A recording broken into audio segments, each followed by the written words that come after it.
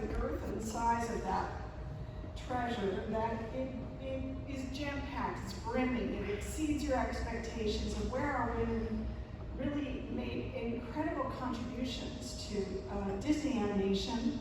My research goes far beyond Disney animation these days, but in the course of putting that book together, I found so many incredible backstories on these women beyond their work at Disney. So let's jump in and take a look at just a few of these, and I'm not sure if this is actually on there. I can't see it put up. But we're going to take a look at thank yous, some really great, game-changing, groundbreaking pioneers. Now, we all know of we're going to step back in time here. We're going to look at some of our earliest women going back to the earliest days of this region.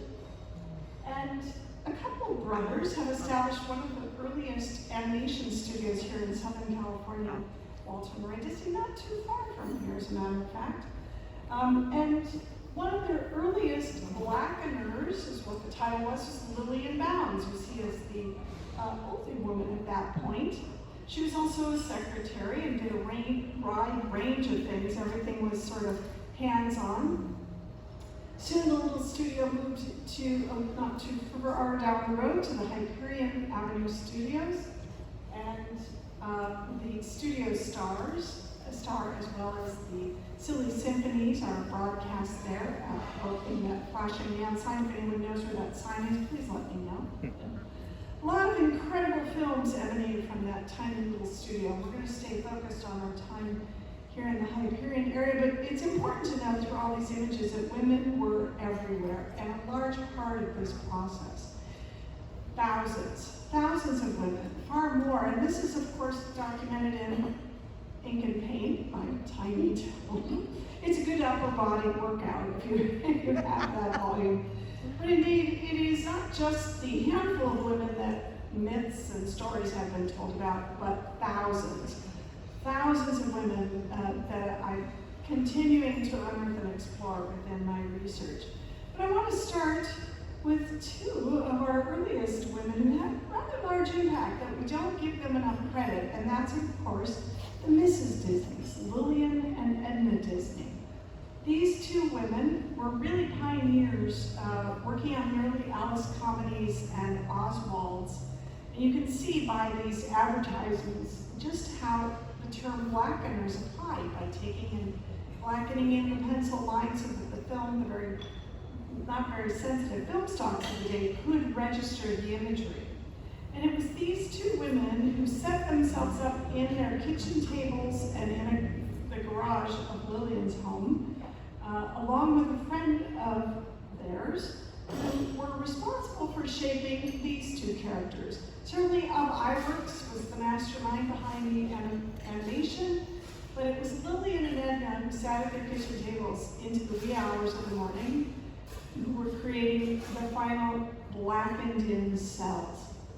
Now, take a look. We've got a range of black, white, and 3 or 4 shades of gray. And the very first Mickey and Minnie, we forget that when Mickey appeared, so too did Minnie, was a film called Plain Crazy. We think it's Steamboat Willie. That's the first sound of Mickey Mouse and Minnie Mouse. But we then later adapted and added sound after the success of Steamboat Willie. So let's take a look at some of Lillian and Edna's handiwork on Plain Crazy.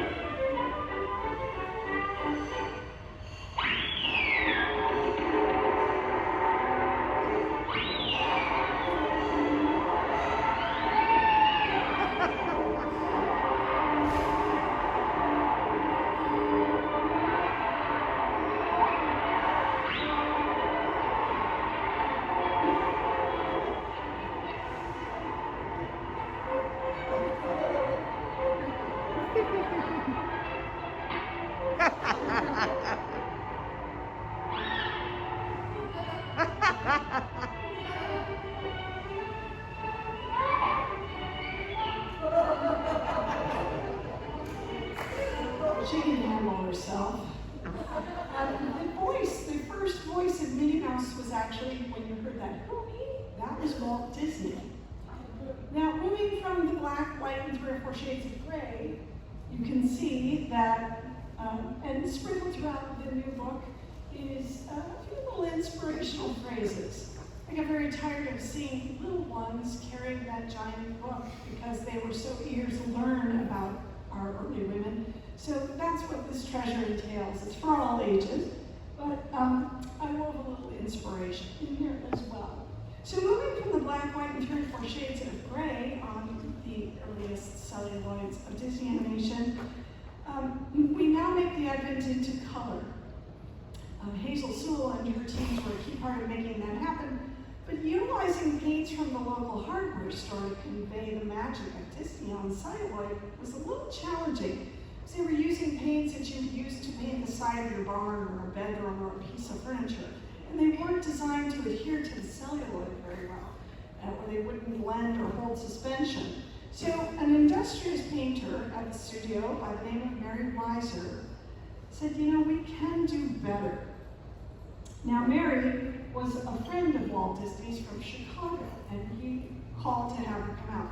So she decided, all right, I'm going to go study chemistry, as one does, to be able to fix the problem. And indeed she did. And after studying chemistry, and then with Walt and Roy's permission, traveled to various vendors and set up the first and only paint lab in the world, creating paints exclusively for cell animation.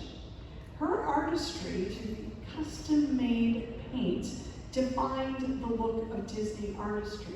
You can see by the blend of the cheek of Snow White, rather than a cartoony circle for the blush of the cheeks.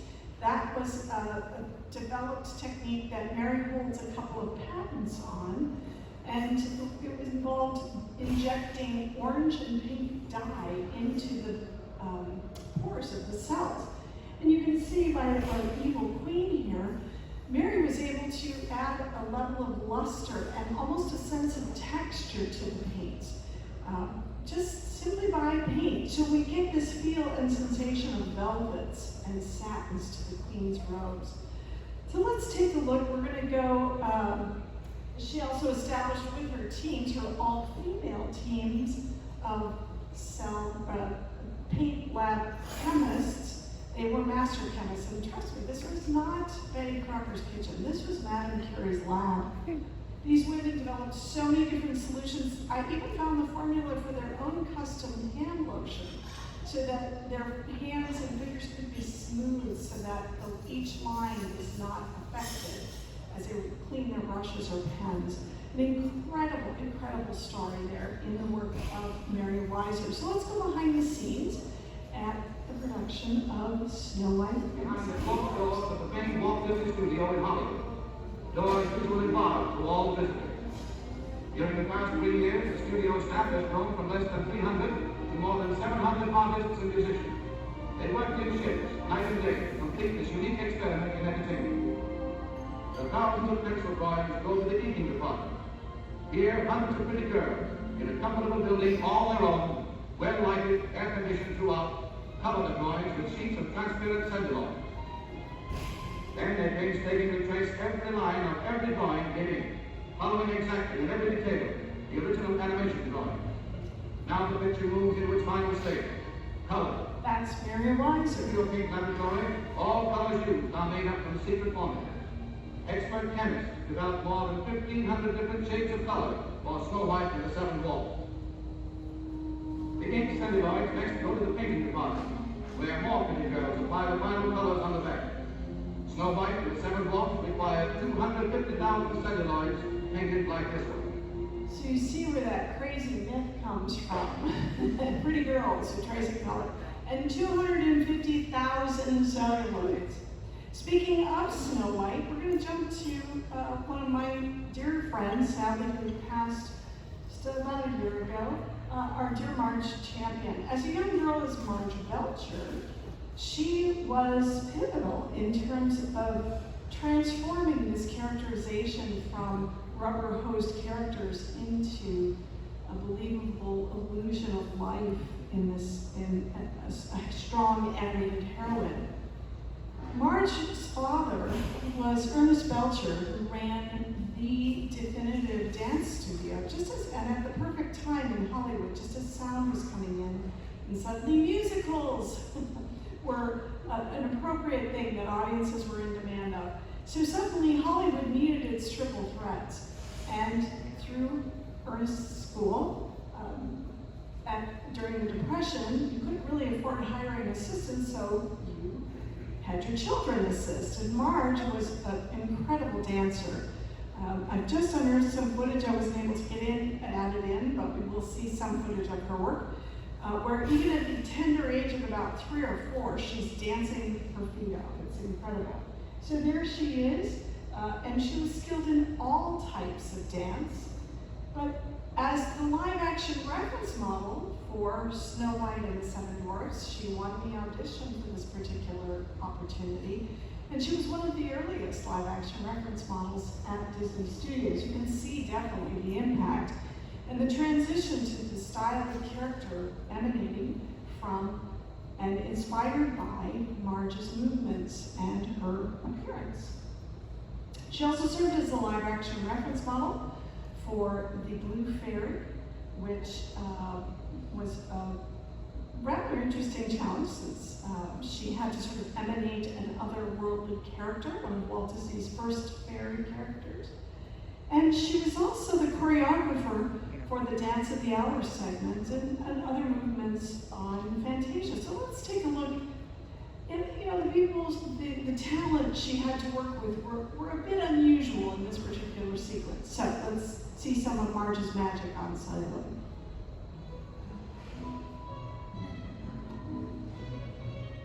No easy task to get those ostriches.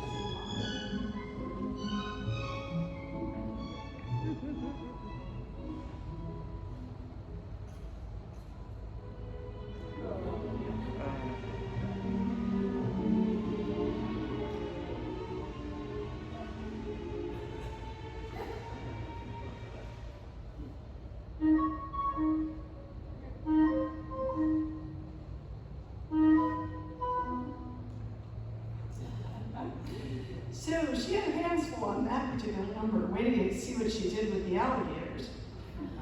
Marge went on to have an incredible career in Hollywood. A few people realize that those of us who study and grew up with her work in animation, this learned group, I'm sure, is well aware of her MGM days and her great dancing career, but for many young audiences, it's a new discovery to learn that she had this incredible career far beyond her time at Disney. And starring in so many of the great MGM musicals of the day, working with so many stars, but few people also realize she was an early civil rights pioneer. And she and her husband Gower helped to discover and launch the career of one of her most beloved treasures, the great Harry Belafonte. And they broke ground in terms of civil rights, traveling through the Deep South in the late 30s, 40s, and 50s, and doing their nightclub act, which was a main forum, where they were told when they would close their act with Marge holding hands between Gower and Harry at the end. And they were told, no, we don't permit white women and African-American men to hold hands in public. And Marge simply said, well, we do. And they closed their act as they always have, and it was the first time audiences in the Deep South saw white women and African-American man holding hands in public. And they often, in their performances, insisted on integrated audiences. So a real pioneer and a real civil rights force early on. She remained dear, dear friends with Harry through to the end of her life. Moving on to another incredible artist who stands out to me as just a remarkable force in early animation at Disney, Gyo Fujikawa, who in the late 1930s was a strong force on a particular film entitled Fantasia. She is the secret weapon behind the mushroom dance sequence. She designed that and animated by the great Art Rabbit. But her talents were quite extraordinary in a number of different disciplines.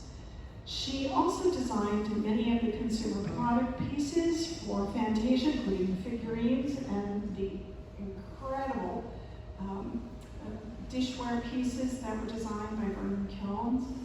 And she, during the war, unfortunately, sadly, she was, Walt saw what was happening, and he was able to get her set up with a job in New York City with one of his vendors. And so she moved to New York and began working and stayed there through the rest of her life.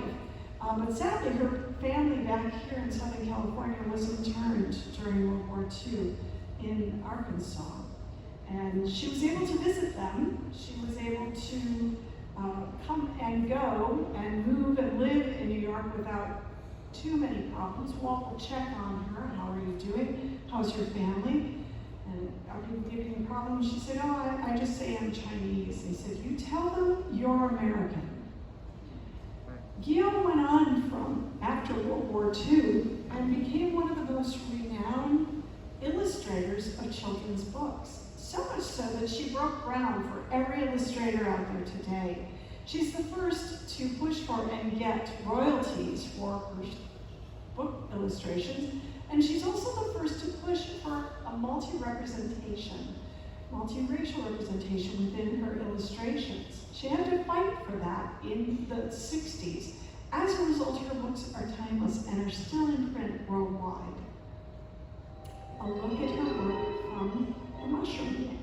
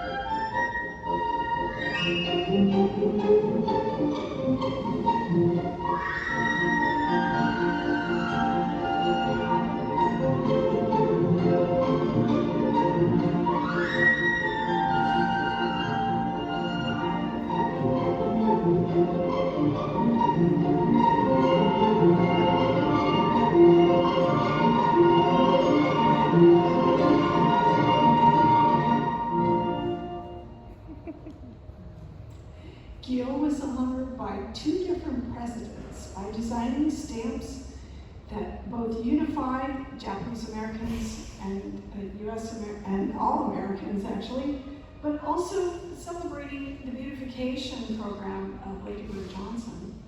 And again, a rare high honor twice for that incredible artist. So the great Guillaume Fujikawa. Now, for those of you who are monster lovers, we're going to step over to one of the most remarkable and unsung artists at Disney Studios, although another dear colleague of mine have been working to get her name written back into Hollywood. Mildred Rossi, as I know her, you may know her as Millicent Patrick. Yeah. She changed her name. It's Hollywood after all. Mildred was an incredible artist who was a Chouinard Art Institute grad, made her way to Disney Studios right away, straight out of Chouinard, and became one of the first female animators at Disney Studios. Sadly, she's sort of uncredited, but she was indeed one of the first. And she's most noted for her work in chalk pastel or color animation. Mary Weiser, if you remember, our incredible chemist and master chemist, developed with her all-female team a way, if you've ever worked with chalk pastel, it goes everywhere but where you want it to, right? So Mary and her teams developed a clear spray adherent so that Mildred could come along with chalk pastel and create these suggestive soft pastel imagery that we see throughout the Toccata and Fugue sequence, And then once Mildred's work was put onto the cell, then Mary and her teams developed a spray sealant so that these cells, these fragile cells, could make their way through camera checking and every other process after ink paint. So she is literally animating on cells in color. And her most tour de force portion of that type of work is in the Night on Walt Mountain sequence in the great monster Chernobog. Now, Walt wanted this creature of night to be defeated by light. So watch for, as we see a short clip from this segment, the use of light, and you'll see Mildred's chalk pastel animation.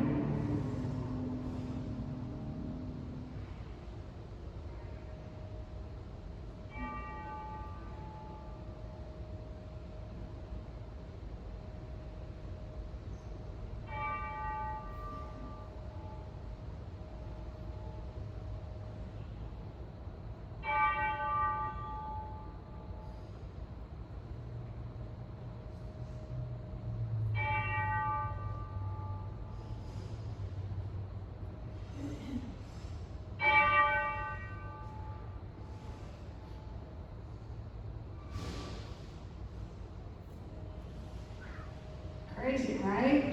It works. And it's masterful artistry. Mildred went on, and she was a model and an actress here in Hollywood. But Chernobog wasn't her only monster. She really redefined the monster scene in Hollywood, and is most noted not only for her work here in Creature from the Black Lagoon, most noted, but sadly, she was erased from that side of Hollywood. She created Wolfman. She created the mask and looks for the mutants, various mutants from the different Universal films. Sadly, there was a man who ran the department who got a little bit out of shape, but she was getting exposure, coverage, and attention for her artistry on Creature from the Black Lagoon. So she was essentially blacklisted, written out of Hollywood's history. But again, Mallory O'Meara, a dear colleague of mine, and her wonderful book, The Lady from the Black Lagoon, we've been working to reinstate Mildred and Millicent's story back into Hollywood.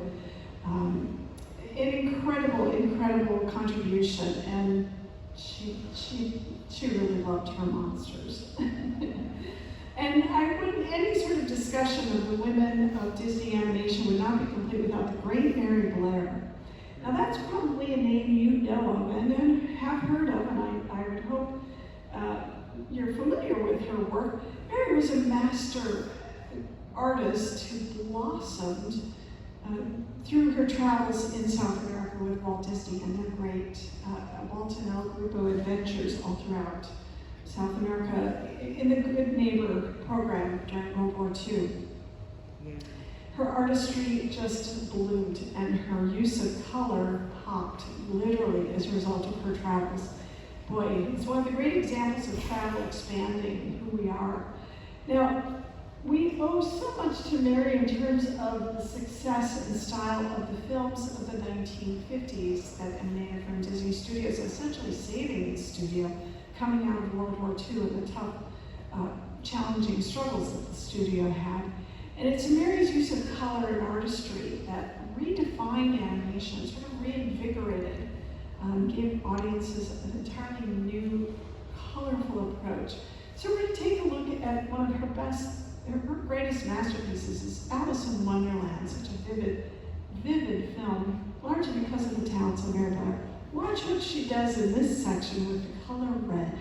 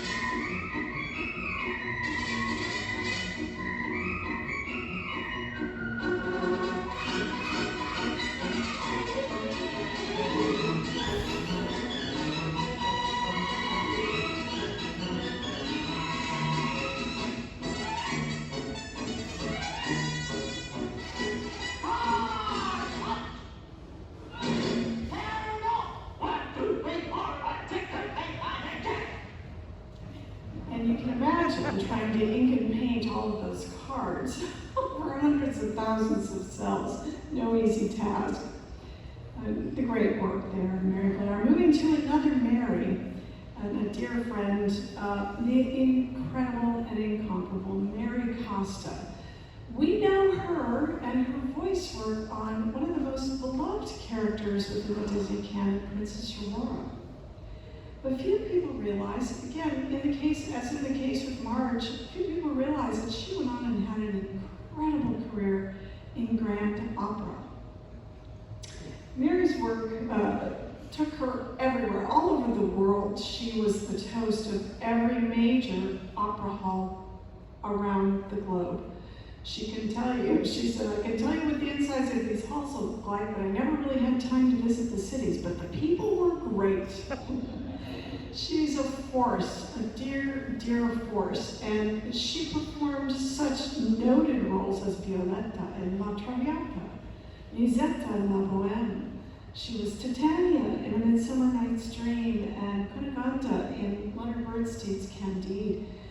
She was a long-standing member with the Metropolitan Opera in New York, as well as the San Francisco Opera. She also performed and was asked personally by Jackie Kennedy to perform at JFK's memorial here in Los Angeles at Dodger Stadium. I have a short clip of Mary's incomparable work, and please forgive my poor pronunciation of Oeuvre Toncourt from Bizet's Vasco da Gama, the great Mary Costa.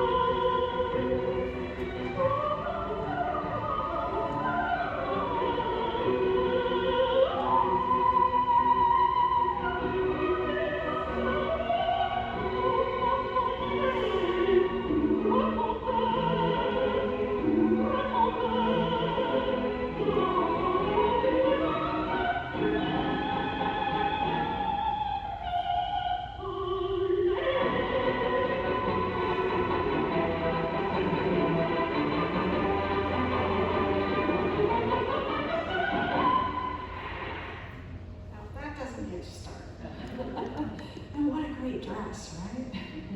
So incredible.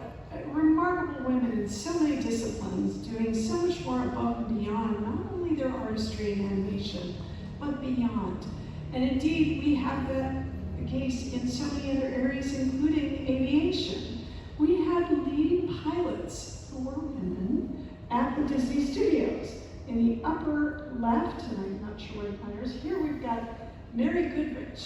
She started as the first licensed female pilot in the state of Connecticut, and went on to become a founding member of the 99s and the Betsy Rosses, along with Amelia Earhart and Pancho Barnes. She rallied women pilots during World War I and served, sadly, shortly thereafter in the 20s. She was also one of the earliest journalists, aviation journalists, to have a syndicated column in the nation. She would fly in to file her stories, if it was an airplane crash, and this new burgeoning industry of aviation. Sadly, in the late 20s, as she was having trouble with her eyesight, she had to give up her pilot's license. But she made an adventure by traveling out west to California, and she got a job not too far from here at the Hyperion Studios, and started the story research department. She and a couple of other women were essentially the Google of the 1930s. And if an artist needed to know what a diamond mine might look like, or what a huntsman might wear in his clothing, Mary got the call and would be quickly researching to help the artists out. She also developed other early stories. In addition to Mary Goodrich, Grace Huntington was one of the second woman actually in the story department, one of the earliest working on developing story ideas for the McGees and Minnies and the Fab 5 of Disney Studios, Grace fell in love with aviation, and at the Burbank Airfield here started taking flight lessons while she was working at Disney Studios. She had loved Jules Verne as a child and was fascinated with a trip to the moon, and began training, and indeed did, break the record for small aircraft aviation high altitude flying. She trained and succeeded, and you can see the altitude mark designated there. Sadly, because she was a woman, no one would hire her as a pilot, and the only way she could continue her love of aviation was to teach. And it was heartbreaking for her to train other pilots, men, who were less talented and capable than she was. Sadly, a different time. Grace's work, she also did the earliest story treatments on a little Jules Verne adventure called 20,000 Leagues Under the Sea, which later, decades later, Walt Disney made into his great feature film. And of course, we have to acknowledge the WASPs, the Women's Air Force Service pilots during World War II. And yes, a Disney artist by the name of Betty Chambers was one of them. She was a young married mother. Her husband was a pilot who started training her so she could learn to fly. They had a young infant son. World War II broke out, and her husband went off to serve. And not too long into his service, he called her and said, "Honey, I just learned about this new program you need to be part of called the WASPs." The very next day, her husband died in a crash.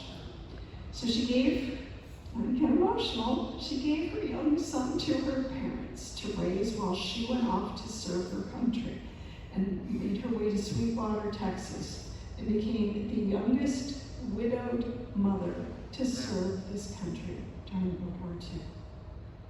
So the great Betty Chambers. And we also have women who wielded pencils, and during World War II is where we see women stepping into that role in a much larger fashion. They were certainly, prior to that, Disney was a leader. He's on record in 1940 stating, "If a woman can do the job, she gets the pay." And in my research, yes, I've unearthed paychecks where women are getting paid quite a bit more wielding pencils than men wielding pencils, and even paintbrushes. But just a few of the women who did in fact put down brushes or begin at the studio wielding pencils in animation. Bea Tamargo, on the upper left, was from Cuba and a fantastic musician. She also did live action reference modeling and translations into the Spanish language work. The great Retta Scott, you may have been familiar with. She's the first credited female animator at Disney Studios. Third over is Ray Medby McSpadden, who started as a painter, moved into inking, and was part of the first training animators during the war. She later worked on Frank Capra's Why We Fight, and became quite a renowned animator at Disney Studios. And finally, the great Retta Davidson. She was an early animator, moving from ink and paint, and then went on to become one of the first educators in early animation after her time at Disney. And then she came back as a grandmother and was training today's top animators when they were brand new newbies at the Disney Studios. So Retta was a great responsibility behind our next generation of artists. These women are just a tiny scratch of the surface. In fact, scores and scores of women by the 1940s were animating in Disney Studios and all throughout.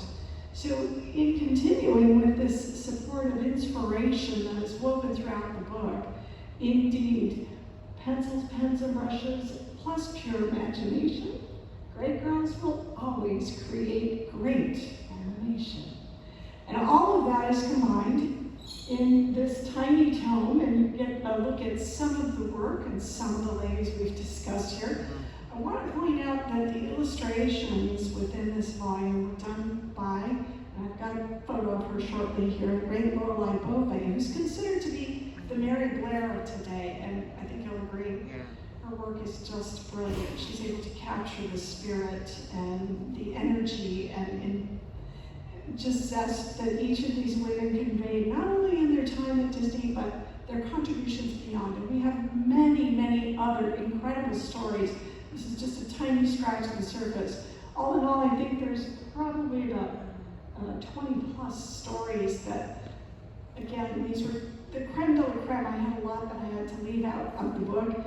We were hoping to get a second volume, but a little thing called COVID came along. So we're pushing through, but you can see just some of the fun and, of course, ending with the great Mary Blair. So a look at the work of both myself and Lorelay Bove, and yes, I've been Boved. I'm very pleased to have that little chart. Both books are currently available. My Tinkerbell book, which I do have count them, 5 copies, is no longer in print, sadly. So you're welcome to take a look. It is priced a bit more, only because there are no more. I'm down to my final few here. So, but it's been a great pleasure to share with you just a tiny amount of the incredible great girls of Disney Animation. So please let me know if you have any questions. Come see me. I'm delighted. The books are available for sale, and I'm delighted to sign. Thank you again for such a lovely way to start the day. It's been a real joy, and I look forward to meeting you all. Let me know if you have any questions. How are we doing today? Question, yeah? Go ahead. I'd like to know the pay scale of the women at that time versus the men, and were men doing comparable work? Were they also illustrating, or was it only women? Well, the men, largely, there were divisions in the roles. It was Hazel Sewell, who I didn't cover today because she is in both books, who ran the department, and in the very early 20s, there were men and women doing the black labor. They were getting equal pay. There was no break in gender pay. If you were doing your job, you got the pay. But Hazel decided, she became one of the first women to run a major department at Disney Studios. She decided the women were actually better at it. And so she made it an all-female force and divided the disciplines, inkers and painters, and it's really where you start to see the artistry amped up and expanding. In other presentations, I go much deeper into that, and you really get a sense of that. There were a few men who lingered, but when they had to start wearing hairnets and visors, and one day one of the gals wore an Angora sweater to the studio, and the fuzz got all over the scene and completely destroyed it. So they had to institute, because if anything shows up on a cell, it's going to be a boulder on the screen. So cleanliness, fingerprints, all of that, that was hugely important to make sure everything was pristine. And so as a result, they initiated hairnets and visors and all sorts of great photos of that in the Ink and Paint book. And so the men decided they didn't want to do that anymore. But early on, I have one example. Betty Smith Totten, who started as a premium painter, moved to a premium inker. The young gentleman she was dating later, who became her husband, Bill Totten, was an in-betweener at the studio. As an inker, Betty was getting paid about $2 or $3 more a week than he was, which in those days, that was a few $100s compared to today's numbers. Typically, inkers made about $15 a week. Keep in mind that you could rent a lovely 2-bedroom apartment for $15 a month. So you could buy a car for $300. A can of beans was about 2 cents. So it's all relative, and that was actually very good pay. That was better pay than what most teachers were making at that time period, as well as other roles. So it was very comparable, and in terms of the men, yes, some of the male animators were making very good money, but we also found, for example, Barbara Worth Baldwin, who ran the airbrush department. She had 20 men and women working under her. and did all of that great airbrush work you saw in the Chernobyl sequence. She made $59 a week, which was much more than a lot of the men were making. So when you really do the deep dive, we've been falling into myths, hearing these stories of, oh yeah, they paid the women only $15 a week. Well, there were a lot of men who were making $13 a week, a lot less than what some of the women were making. And there were opportunities for the women to... There were opportunities for the women to move, not until we get to the 50s, 40s, certainly during the war, as most men were off at war. But the myth there is that, oh, women could only be in ink and paint. There are a couple of crazy letters and memos that were out there. There was a different purpose for those, actually. They were kind of polite, thank you, but go away letters for people coming in from across the country during the Depression trying to find work. But in terms of movement, it's important to keep in mind, Walt had his 9 old men. So even there were a lot of male artists who couldn't move into different positions. So it's kind of a double-edged sword, but that's the case. It wasn't women purposefully cornered in one area and they couldn't move. Based on my research, what I've discovered, it's a lot of myth that needs to change. Did they have to be beautiful? Pardon? Did they have to be beautiful? Well, again, that's where you get that pretty girls who trace in color. No, they did not have to be beautiful. They had to go through trainings.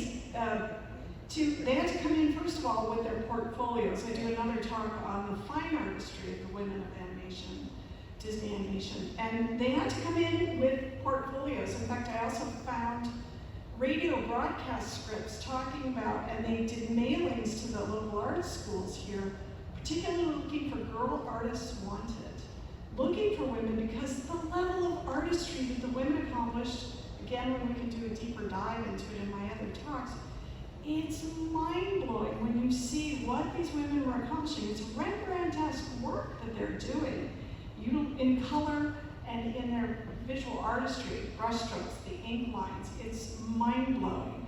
And just the Mildred Rossi example is one tiny skosh of what was being accomplished here. So they had to come in as trained artists, and then they were trained within the art of animation, and specifically Disney animation, and what Walt was looking for, the level of quality. And they had to break down, in Hazel's department with the ink and paint artists, they had to discern if you had the skill for hand inking, which the inkers, many of them have said it took them 10, 15 years before they really became masters. And it took a while. If you got a close-up shot, you had to lock your lines in, and every line was tapered in and tapered out. It had to be a single felt swoop. So much went into it, and yet it's so complex with what the rubric of color the women were working with. It's no wonder why it has been a mystery, because I even got 6 months into my research on the ink and paint book, and I was panicked because it was such an overload of information to process and to understand.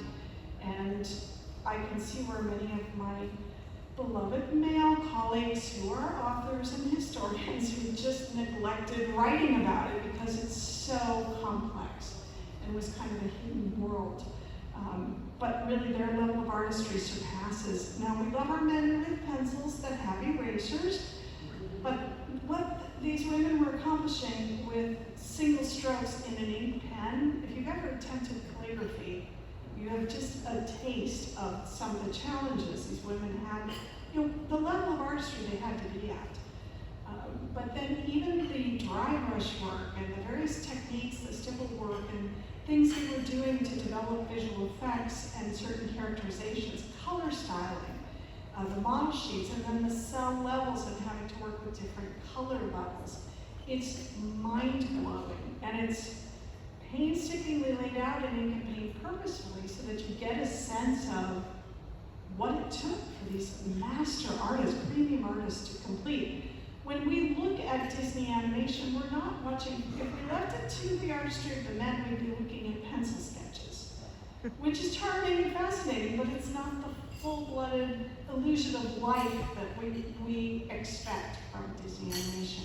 And that really is where the women step in. And sadly, we've been looking past their artistry for too long.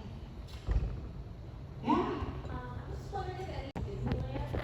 Yes, many of the women moved from ink and paint and animation into early Disneyland. Harriet Burns was brought in to work on the television, the Mickey Mouse Club television sets and things like that. So she was the first female Imagineer. She was always very meticulously dressed in her skirts, and she would carry along a pair of slacks in case she had to climb a ladder. But you had like,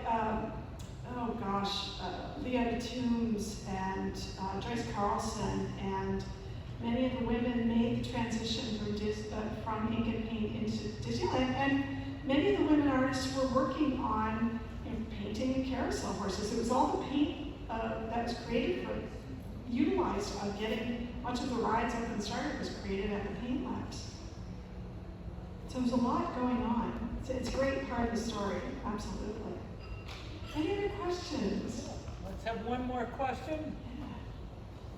Well, they're incredible stories. Yeah, go ahead. You know, maybe it's just more of an observation, but I feel like there's so many innovative, like, from the early features, like Snow White, Pinocchio, Fantasia, and then I feel like perhaps it's the war, but we don't really see a whole lot of role models until Mary Blair, you know, with the war effort and things like that. Yet. So, why wasn't there a lot like in the 50s or like, in the later 40s? Like, were people just busy in the war? Were they at home? Like, what was the reasoning? You mean in terms of role models? Yeah, I mean like women role models. Like I said, it's just you saw so many in the early studio, and then it feels like it kind of just died out, and then there was Mary.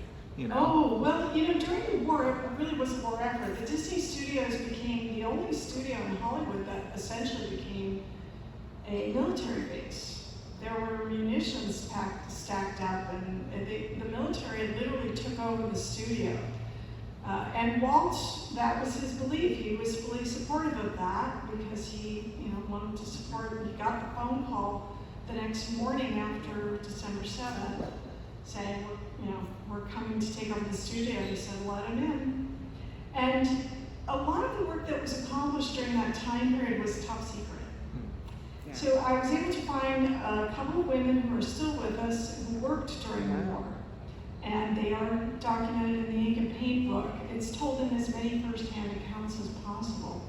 And they couldn't even tell me exactly what they worked on. They could describe a few things, but they'd also sign paperwork saying, it's your life if you give up these secrets. So they were even decades later, they were still sort of like, well, I don't know if I could talk about this, but, which is a testament to their spirit, absolutely. So a lot of what was accomplished during the war, we're still learning about. There was a lot of private industry work. The studio, after coming out of the war, did a lot of corporate work and commercial work just to keep the doors open and to keep the teams working. So there isn't as much of the anthology films, absolutely, and that's where Mary Blair shines in the great South America work. But it really isn't until Walt realizes if he's going to keep the doors open at the studio and keep everybody working, he needs something to put him over the top, just as Snow White did. So he goes back to the tried and true, pulls out Cinderella, and knows that formula is going to work, and it did. And it saved the studio. They would have had to shut down had they not. So it is true that it isn't until the 1950s that we start to see the stars coming out again. But up until then, through the 1940s, it's kind of a lesser known and lesser advertised time period. The 30s we had women really shining. In fact, Janet Martin, who was the head of publicity for the studio, was doing a lot of campaigns, a lot of articles, writing about the various women, doing everything she could to get the women out there and out front, and really establishing Disney as a great place for women, which it was at that time. But again, the war changed a lot for everyone, and it took a good decade before we were able to get back to the classics with a renewed vigor. Yeah. Well, thank you again